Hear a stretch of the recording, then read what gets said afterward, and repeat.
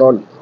गांव से मजदूर शहर आता है अपने परिवार को पालने के लिए, लेकिन एक छोटी सी लापरवाही और जिंदगी चली जाती है। चाहे बिहार की बात करें, चाहे उत्तर प्रदेश की बात करें, चाहे अन्य राज्य की बात करें, जहां पर दिल्ली एनसीआर में, नोएडा, ग्रेटर नोएडा, गुड़गांव में लोग आते हैं और 400-500 रुपए की मजदूरी करके अपने परिवार, अपने बच्चों का पालन पोषण करते हैं। तो एक ताजा मामला ग्रेटर नोएडा बिसरक का है, जहां पर एक बड़े बिल्डर, जो कि एनसीआर में काफी बड़े लेवल पर बिल्डर आता है, आम्रपाली बिल्डर, उस साइड से ये आपको सामने आ रही होगी ना, 8वें फ्लोर से अचानक से लिफ्ट होती है, वो धड़ाम से नीचे गिर जाती है। लिफ्ट में लगभग 5 से 6 मजदूर सवार थे, कुछ सामान था वो ऊपर ले जाया जा रहा था। अब अचानक से जब लिफ्ट गिरती है तो आवाज आती है, काफी भयानक आवाज आती है, जिसके चलते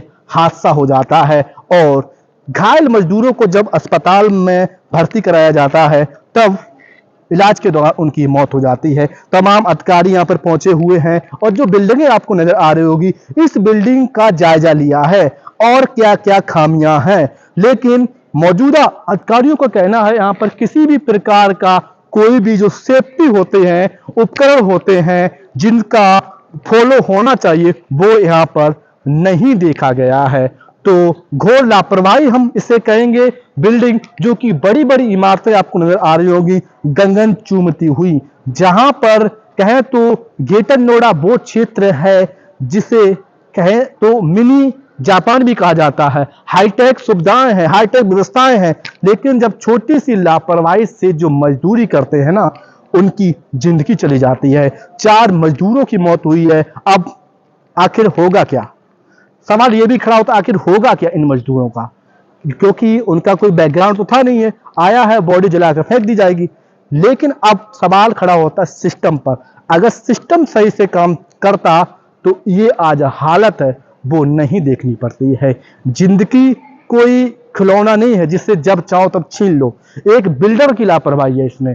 तो अब देखने वाली बात है। हालांकि अब प्रशासन जागा है, जो ग्रेटर नोएडा प्राधिकरण सीईओ वो भी यहाँ पर पहुंचे हुए हैं। हालांकि वो कुछ बोलना नहीं चाह रहे। उनका कहना है कि हम इस घटना के बाद अन्य जो सोसाइटी है, ये जरा सुनने वाली बात, उनका कहना है कि अगर इस घटना के अन्य जो सोसाइटी है हम वहां पर चेकिंग करेंगे जाके। लेकिन सवाल यहाँ खड़ा होता है, अगर ये आप सेफ्टी से लेके तमाम जो उपकरणों की जांच अगर घटना से पहले किया जा सकता था तो ये आज बड़ी हादसा नहीं होता। तो दर्दनाक हादसा है। तो ऐसे में अब जो मजदूर थे, जो परिवार था यहाँ पर रहता था, जिनके परिवार का सदस्य चला गया है, अब जिनके बच्चे हैं, जो कि 400-500 रुपए वो मजदूर कमाता था, उसी पैसे से गुजारा चलता था, तो अब उस फैमिली का क्या होगा?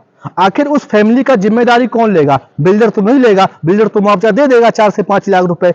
लेकिन अब सिस्टम पर सवाल खड़ा होगा, आगे सिस्टम उस परिवार की कितनी हेल्प करता है। हालांकि कुछ लोग आए हुए हैं यहाँ पर, जो मजदूर रहते हैं उनको बाहर किया जा रहा है। कहा जा रहा है कि ये सुरक्षा की दृष्टि से फैसला लिया गया है, जिसके चलते ये एक अहम फैसला है। जो भी इस इमारत में रह रहे होंगे उनको बाहर निकाला जा रहा है। आप देख सकते हैं जो सामने मजदूर हैं वो यहाँ पर रह रहे हैं, उनको कहीं ना कहीं सुरक्षा की दृष्टि से बाहर निकाला जा रहा है। अब वह लोग बेघर हो गए हैं। तो हम कह सकते हैं कि जिस तरीके से लापरवाही ना होने से पहले अगर ये सारे मानक कंप्लीट कर लिए जाते तो आज ये दिन है वो नहीं देखने को मिलते।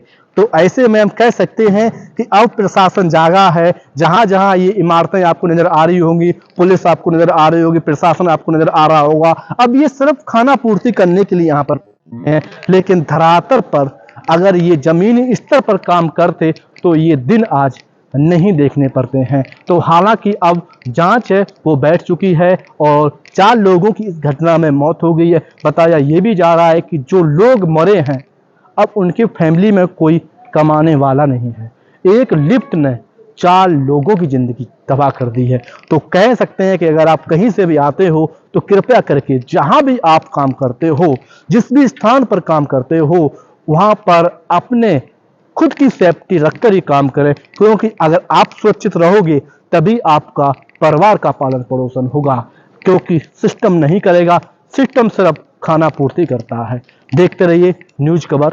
नमस्कार।